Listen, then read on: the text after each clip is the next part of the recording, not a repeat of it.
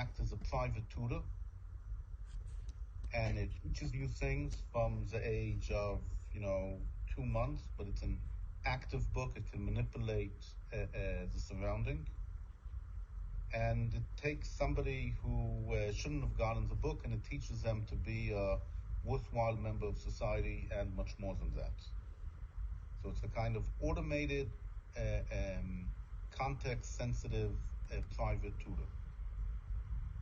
And that is also a very interesting type of virtual and decentralized schooling.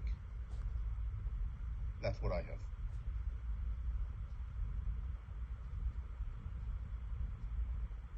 All right. Let's go in the reverse order. I'll go last. So Jenna next, and then pass it around that way. Sure. My brain immediately went to models that don't include a faculty, Venkat. So the school metaphor has, like, for us, who the hell would be in charge? So one of my fondnesses is for Stephen Maturin, and I'm curious if there are any other Patrick O'Brien fans in the group. So you jumped on Nathan's autodidact, didact, how did you pronounce it? Didact, I think, suggestion. And I think there's an in-between that we should resuscitate instead of smashing that down, which is in that era of the natural philosophers, Royal Academy of Sciences, blah, blah, blah, there was a whole lot of people just figuring stuff out on their own, but there was also a ton of collaboration. So the Royal Academy is that model of a collaborative learning mode that I think is actually very close to what we're already doing. So that's where I went, and then there are tons of other examples of that.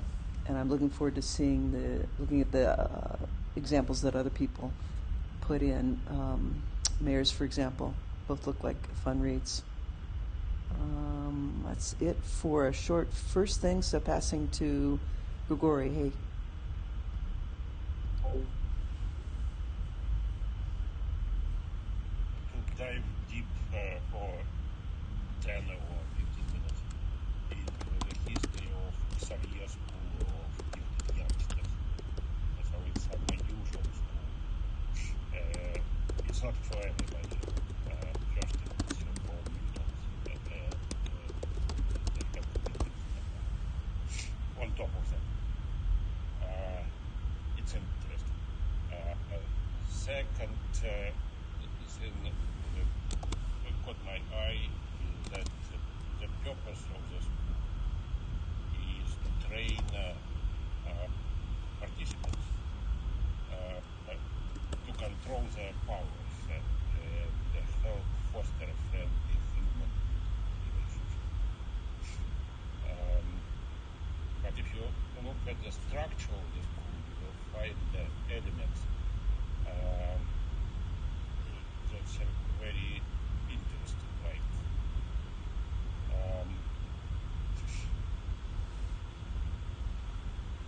dungeons, for example, where they were trained to fight, and they have war, and again they were trained to fight in this. So in order to foster a friendly relationship, they kind of train mutants to fight. It's an interesting, idea. Probably we can track it back to history, not already.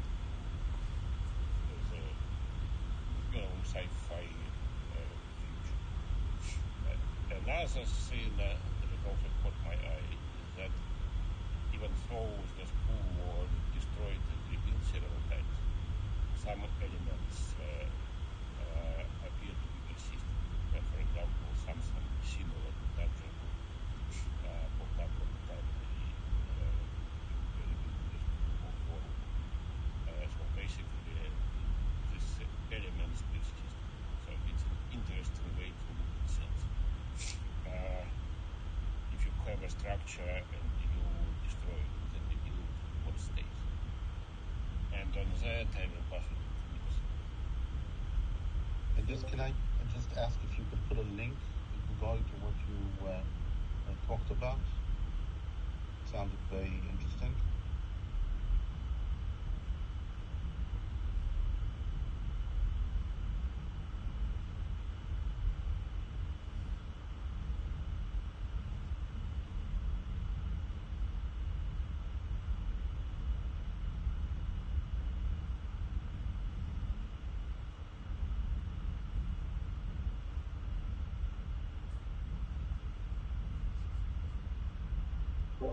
Looks like pass to Ben, since Commits is quiet today.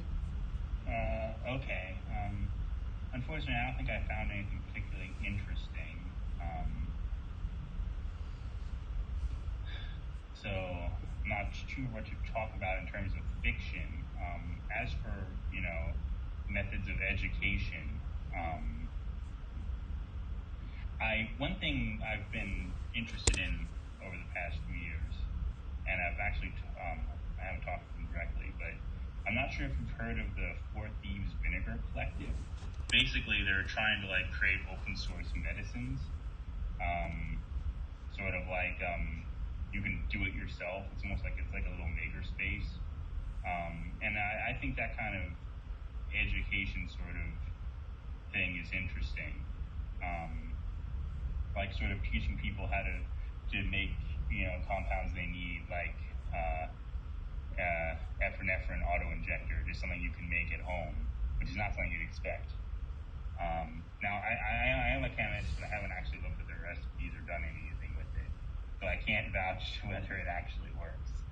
But I think they, or someone related, was also looking at trying to do do-it-yourself COVID vaccines back in the early part of the pandemic, where you just got the mRNA chemicals and tried to mix it together and spray it up your nose. I don't know too much about that again, but these kind of sort of open source ways of trying to generate knowledge, it's not really a school, but I see it can have sort of seeds of something, which unfortunately I think is all I have today. I don't have anything particularly interesting. All right, I think I'm up next. Can you guys hear me? Yes. All right. Sorry, I'm on a new iPad and I don't yet have headphones for it, so still getting used to it. Okay, so the two schools I had in mind, one I already is one of my favorites from my reading, and the other I just discovered from the Twitter thread. The one I already had in mind was Unseen University. So Unseen University is the wizarding school in Terry Pratchett's Discworld novels, and it's basically a school where the world's wizards get trained, and it's very patriarchal and male-dominated, and the women magicians, so the witches, have their own sort of culture. They live in the countryside as countryside witches, so that's a weird little dynamic that struck me as interesting, since internet stuff tends to end up getting male-dominated for whatever reasons. So that's so the interesting features of Unseen University. One is it's a major political power center. So this, I think, is an interesting aspect. Not many fictional worlds actually explore that deeply. The Mutant school actually does. It becomes a political power center for human-mutant relations, and Hogwarts becomes a power center. But quite often the school is treated like just a place, an excuse to portray student life or something. But in Unseen University, the wizards treat the university as a power center. But the interesting thing is that they rarely do any magic. They are reluctant to do magic. They rarely use it. They're not very good at it. When they do it, it tends to blow up in their faces and mess up. That reminds me of real life academic influence. Academics, when they try to influence government policy or whatever, they might have some interesting ideas, but quite often it blows up in their faces when they actually try to influence real world events. So that's Unseen University has that aspect. One of the interesting world building elements there is, like in any real university, the faculty are kind of not interested in administration, and they're kind of are off on their own quests and try to avoid teaching duties as much as possible. So that creates kind of an absent space. It's like a space defined by people who are trying to avoid the duties. Just like we have our principle here of like things get done when everybody's out to lunch. That seems resonant to me. And another world building element is the library plays a very important role. And early on, like I think the first book, the librarian, who's a senior wizard, gets turned into a chimpanzee. So it's a very wise chimpanzee, but it's still a chimpanzee. So he has both a chimpanzee nature and a human nature, and he runs the library like that. And the library itself is weirdly magical, and it's connected to something called L space, which means it's connected to every other library in the multiverse. And you can go from the Unseen University's library to any library anywhere else in the multiverse through like some underground channel type things, or weird magical channels. And that reminded me a lot of the Discords connecting to each other through like featuring each other's channels in their Discords. It's a very different way of architecting a connected space compared to the open internet. In the open internet, everybody has web pages and links. You click on a link, you go to somebody else's web page or website. Whereas the Discord world, it feels a lot more cozy and intimate. And when we see, for example, Mirror's Discord channels showing up, their information channels showing up, that seems more like you have a wormhole type connection that you might be traversing. So it struck me that L space is a good metaphor. And if it turns out that we are not the only ones interested in sort of an educational angle to pursue with our experiments, you can think of like a set of Discords that kind of put their library channel available for public sharing, and we sort of share each other's library channels, and that becomes L space. So that struck me as interesting.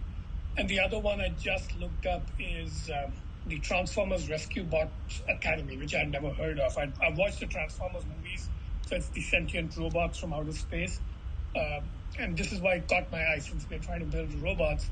But the idea that there's a training academy for the Transformers robots where they learn, heroism and how to rescue lower species and so forth, that sounded interesting to me, because we are doing a lot of automation and bots within our Discord infrastructure, as well as actually working on robots in the rover project.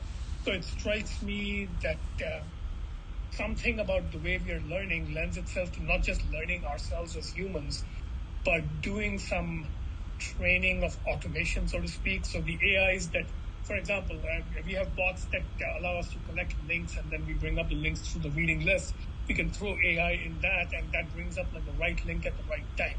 So you combine that with the library idea, and suddenly you have a system where you're training automation to present the right learning material to you at the same time, and the automation itself is learning.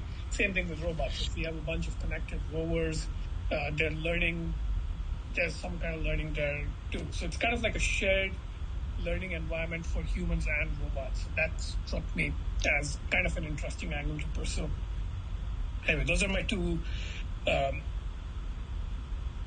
contributions to this discussion. So let's do one thing. Let's spend a few more minutes on this discussion, like bring up any other interesting examples or angles from other fictional or real life educational establishments.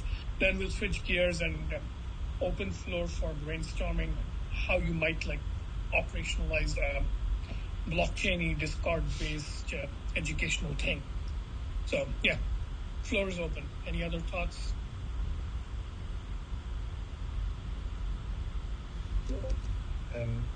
I want to talk about some of the schools that were mentioned here. They have a focus and result. And I'm wondering if that's what we're looking for. In other words, are we looking at a school where it doesn't matter how you come in, you're going to come out either A, B, or C? Or are we looking for the kind of school which, more like a finishing school, will give you what you don't have? Or more of a kind of school, like the Army isn't, be all you can be? I'm just wondering, because a lot of the schools that we talked about in fiction, they're going to make you into a pilot, into a wizard, into a hero, into a rescue dog. I'm just wondering out loud. I don't know if anybody has an idea on that. I think that's a really good question. And I think fundamentally blockchain and Discord kind of infrastructure lends itself to kind of an infinite game schooling model where you are be all you can be at the top level, but any specific learning activity within it might have like a clear outcome and end goal. Like this current track we are on, it's basically learn about blockchains and come up with interesting ideas for applying blockchain to what we are doing here. But it's a fairly focused goal. And same thing with rovers. We literally have an end date and like at least a nominal goal of open source rover on Mars, right? But the overall context, I think actually this is connected to what Grigory was talking about. School gets destroyed multiple times, but it still continues persisting, and it has kind of an open-ended agenda for making mutants thrive. So I think we have two levels here. So I find that interesting to spin off it a bit, because I was pondering sort of as we were talking about this. So in the past, there was usually apprenticeships, which is very hands-on and very directed to, all right, you need to be a better blacksmith or make a barrel or make a rope or whatever, and these are the steps. And I'm the master, so you're going to be the one actually putting your hands and doing it, but I'll tell you what to do. And then there's sort of the sort of higher education colleges, which are the elites mostly. Yeah, they're hanging around building social capital, but they're also, thinking and, there is some value to playing ego-based status games, especially if you can get a culture of some inquiry there. So that the idea that at some point, yes, there's a be-all-you-can-be intellectual or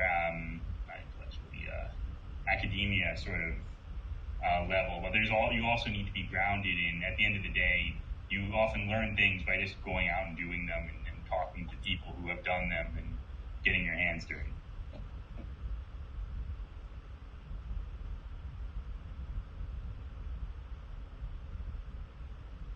I'd like to make a comment about internships. While they do have a very big part of learning by doing, they also have a very big part of learning by happening to be there. In other words, as an intern, you can be involved in projects where as a junior, you just, nobody cares about you. And the only reason you do that is because you happen to be there. So I'm just putting that out as a model. And you want to be in a room where you're not the smartest guy in the room. But here you want to be in a place where things are happening and you could never do them yourself. But because you're there, you learn from it. And I'm just comparing that to learning by doing, which whether you're doing it by yourself or as a team, really means that you're expected to carry your weight. As an intern, you're not expected to carry your weight. As an intern, you're expected to do something, but mainly learn and get experience.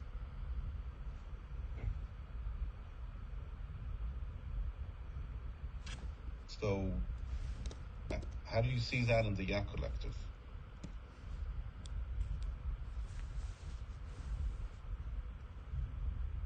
That's a good question.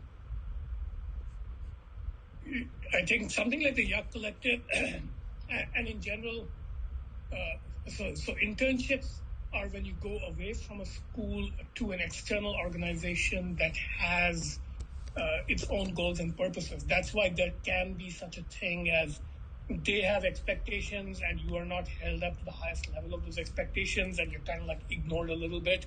But the possibility of like expectations playing a role at all is because you're outside of the context. So while you're at school, it's either a focused school that gives you grades and a degree at the end and a final goal, or it's an open-ended type of school where none of those things exist and there's like no expectations really. And outside there's different expectations, which may be open-ended in a different way or something like that. So I think YC is kind of an interesting idea, and the analogy to internships would be something like we do stuff here, and internally we perhaps have either loose expectations or no expectations. But when we take it outside to other discords, like for example, we took our paper and presented it to a couple of other communities, they have their own expectations and maybe either disappointed or not disappointed with YC's sort of guest contribution to their discourse, right? Like when we presented the paper to, I forget what it's called, the one commits invited us to Meta or something. They seemed to like our presentation. So that was a little bit, I guess, something like a guest speaker thing or an internship. It could be considered either way since we're neither students nor faculty here. So yeah, expectations management inside and outside as kind of the general theme there, I would say. Yeah. More thoughts?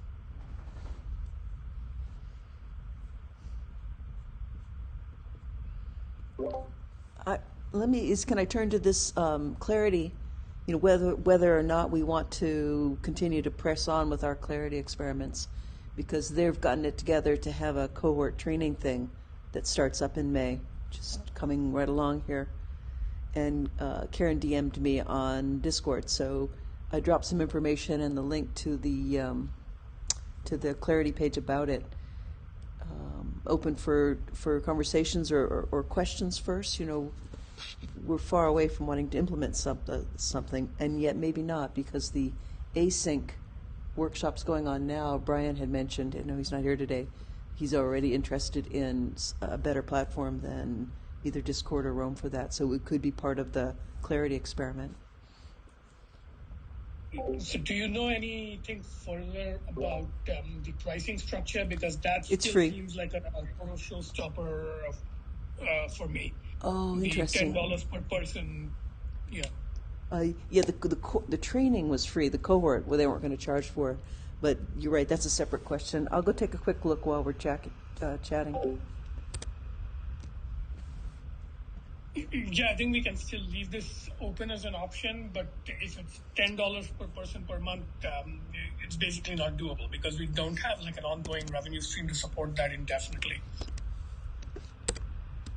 Especially if, like, even if we restricted it to say just track leaders, people either project managing a project or leading some sort of workshop track, if we restricted it to just that, it would still be prohibitive, I think, because then either the people either pay for it themselves or YC pays for it. And if, say, we have 10 people doing that, we have $1,000 available right now, and that goes away in 10 months. So it's fundamentally not scalable unless we think of a revenue plan as well. Yeah, I think you're absolutely right. I've got their pricing page open, and it just still says contact us for custom pricing. I bet that they would be open to a proposal, like, is there a number where it would be affordable for us? Yeah, so it might be worth talking to them. But let me sort of suggest it this way.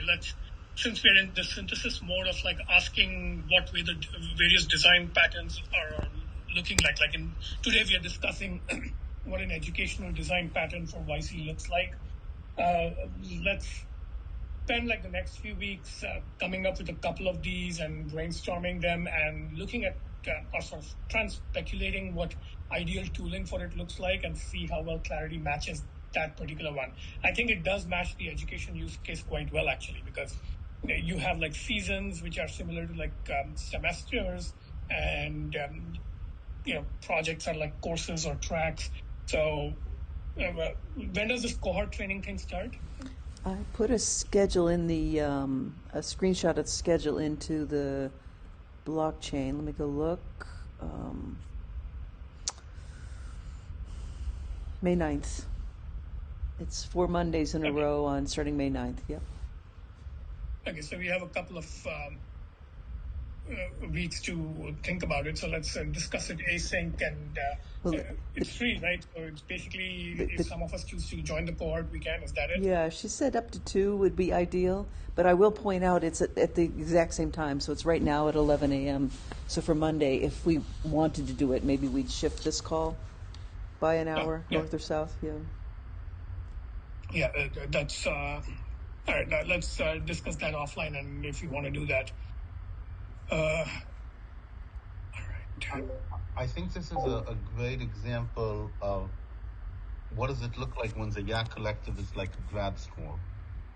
So what I'm hearing here is that we're going to take 2 members of the Yak Collective and send them to a training course as they become an expert in something. And maybe they will teach the rest of the class, or maybe they will just help us make a decision. But it doesn't really help the rest of the class. I'm wondering if the Yak Collective were like a grad school where the goal is to give people more knowledge, and I'm not exactly sure what the goal is, okay? If it might not look different, the way that we would work with clarity. We would perhaps look at clarity as some kind of project where people are doing it as part of an educational plan they put together for themselves with some kind of monitoring. I'm not sure. I'm just thinking out loud. Well, related to what Commits posted in the voice thing, you know, if we're never going to charge for anything and there are no funds to take good care of, what part of any part of our school, or again, I prefer to call it a Academy of Sciences or something, but would need to be on chain? You know, what does the on chain parts of Clarity do for us is an ongoing question.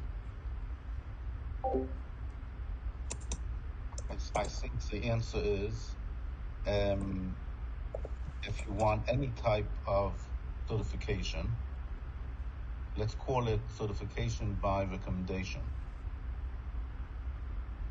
Okay? So that's exactly what you want to have in blockchain. Let's say one of the tasks as learning was to figure out what extent Colony is suitable for Yak Collective. I guarantee in 2 years, nobody will know what we're talking about. But on the blockchain, you will have a recommendation that you did that well and you aligned it well, or whatever that might be. And that's worth having. So instead of having a grade, you can have an actual recommendation for what you did. And of course, you have to pay for that. And in fact, maybe you also have to pay for joining Clarity and using it. Okay. I'm gonna just piggyback on that for a second. Hi, it's Meredith. I'm joining late, but I love this. Can I jump in or no? Yeah, go right ahead. Okay. So they're all even like getting away from credentialing, which I hate. There could be something really interesting, right? Everyone that participates in a certain group, maybe class or group, gets a proof of participation, right? And perhaps this becomes valuable over time. Also, there could be different ways. If everyone participated, if certain people have participated in certain groups, that gives them access to other groups, right? Just like it's like maybe you don't want to discuss like particle physics until you've studied Newtonian physics or something. So it can be a way to I don't want to use the word funnel, but it's the only one that's coming to my mind. But I think there are really interesting ways to rethink how education can support itself. Anyway, just some thoughts. Yeah, I think there's an angle that connects that to NFTs especially. So, for example, if you do, say, a rover build, you get sort of like, beginner rover builder NFT, and that's your access token to join the advanced rover track discussion, something like that. And I think to connect it to the peer-to-peer angle that blockchains enable, there's in a traditional schooling environment, an authority figure like a faculty member awards grades and certifications to people, right? you can kind of do a peer recognition version of that, where if, for example, all of us in the rover group decide that Eric has done a really good workshop session on machine learning, we can all choose to give a token to him, so he kind of like gains expertise or reputation on that topic. And I know this can easily sort of devolve into like really cringe stuff.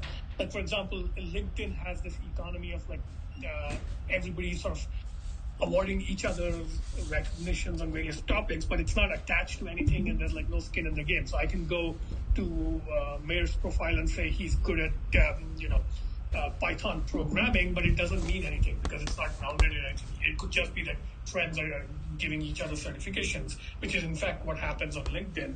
And I believe some corporations have that too. Like Intel, I know, has a budget for people to give each other recognition certificates, which actually have dollar amounts attached to them.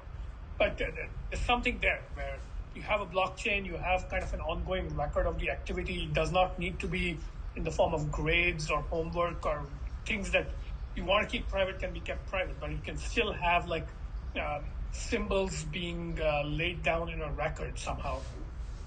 I just wanted to share that one of the emerging patterns that I'm currently seeing is that writing is playing a portfolio of writing is playing a very big role in credentials, not credentials, in skill set reputation, I guess. So it's quite common for the people in DAOs to contribute to, for example, the Writers Guild of a DAO, and write kind of like an op-ed or a research paper that kind of like helps start solidifying their reputation as knowledgeable in that area. And I actually think that this trend will continue. It's kind of like blogging or like the indie consulting blogging. And I actually think this will become more and more common over time as people make public so if you take the combination of like public contribution, so like permeable boundaries with organizations, and then my work is actually queryable in some way, and then a subset of that might be my showcase, then my reputation starts getting built on my showcased work from over my career, which before wasn't possible because that showcase work was owned by the corporation. So it's kind of interesting to see that. I don't know if it'll turn out that way, but I can see a world where that might happen.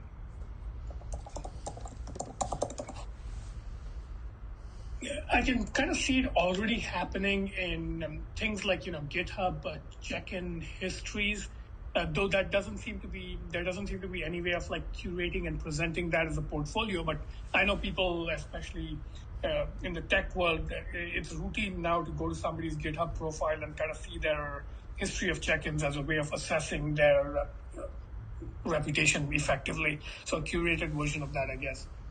Yeah. And as the cost of like creating a personal website like decreases near to zero, which is currently like really low, like you do Notion plus Super and it costs like $5 a month, maybe $50 for the entire year to have your portfolio prepped. I think that's the inevitable, but then you have this weird thing, which is if you have GPT-3, can you just like fake your entire like skill set credibility with writing? Or GPT-5 or whatever, then I don't know where we end up with a kind of weird machine generated kind of like work portfolios. But I guess the proof is in the pudding, right? Like eventually you do need to work, I guess. Yeah, I don't think that part actually matters because it's not new to current technology, right? I mean, when calculators were invented, arithmetic skill was not something anybody really bothered testing for anymore. Like I'm sure 100 years ago, when you were hiring like human accountants and bookkeepers, I'm sure part of the employment test for like apprentice bookkeepers would have been, can you actually literally do additions and subtractions? Like I'm sure there might have been basic testing or something. And today, you need to know the basic principles and need to be able to like do small additions and subtractions. But in general, the assumption is you'd use a calculator or a computer to do the bookkeeping math or Excel or something, right? So I think education systems roll with that pretty easily. When a skill gets automated, it basically gets downgraded in the importance of reputation, as well as you start testing for it differently.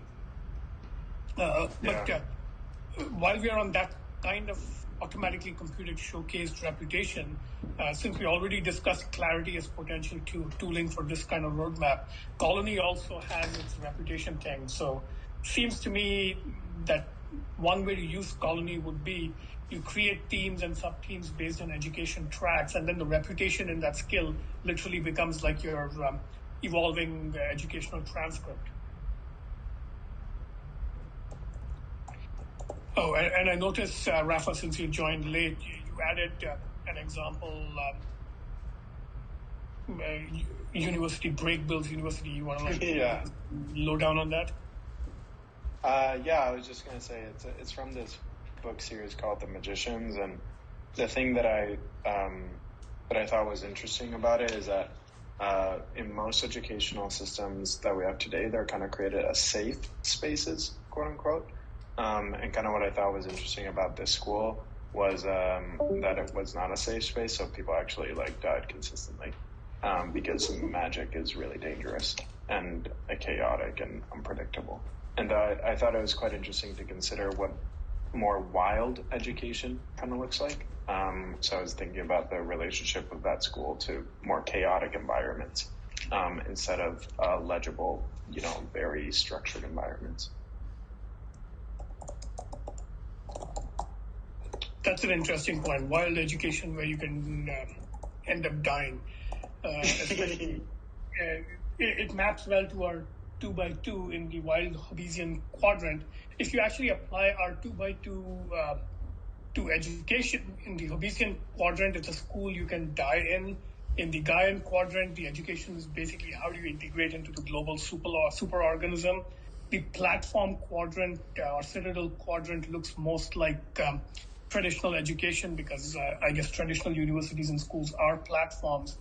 And the muddling through quadrant is, I guess, kind of like what we are doing now. Education as kind of like just improvise some structure that works.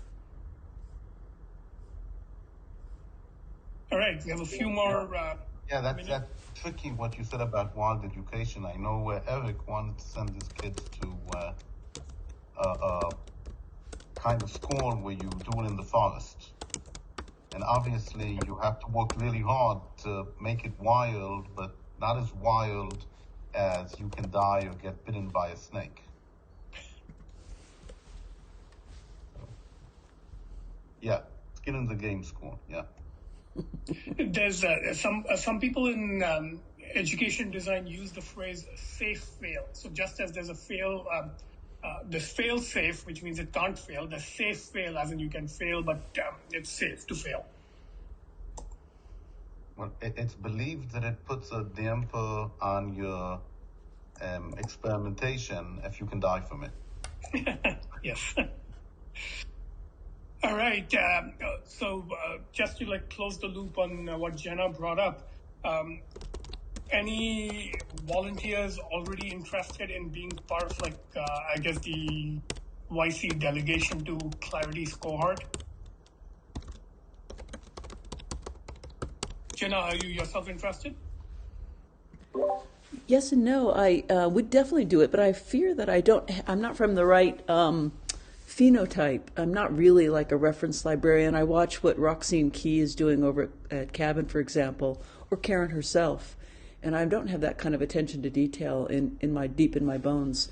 So I would be a little bit of a gadabout, but happy to pair along with somebody who did feel more like, if two people wanted to go, and I'm happy to step out. If we have one person who's more systematic that way, I'm happy to pair up. So why don't we do this in terms of follow through on that in the blockchain channel? Could you post a little note soliciting volunteers to go take this course? So that's basically what it comes down to. If two people are interested in going, we should support that and enable them to bring back wisdom or something. Sure. So if you could put a note, let's see what responses we get. Well, and we could hire ourselves out as Clarity experts, right? That if we ever do want an income stream, that's one it could be. Ruff, I see your post, right? You'd be great, of course, if you wanted to do it. All right. And let's think about other tooling the same way. So Colony, we just briefly touched on it. But yeah, good brainstorm and keep thinking about this. And if the conversation gels a little bit more, maybe we can craft a proposal to actually pursue this route in at least a serious experiment kind of way, because I think there's definitely something promising here to think of like YC's future as a weird grad school or something. Right. So next week, I believe, if all goes along according to plan, we will have Nathan talking about something. Let's see, radical something. Is that it? Yeah, something called radical. No, blockchain identity solutions, I think. Oh wait, no, he moved it again.